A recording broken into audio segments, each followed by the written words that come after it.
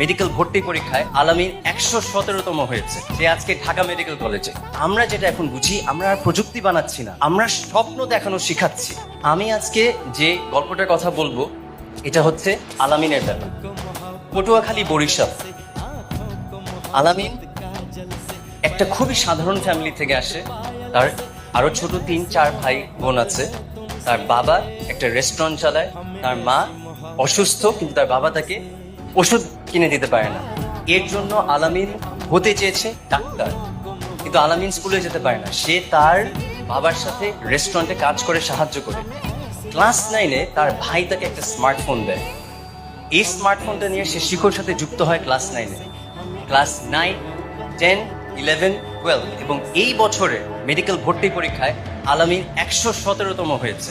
সে আজকে ঢাকা মেডিকেল কলেজে। সামনে আলামিন ডাক্তার হবে।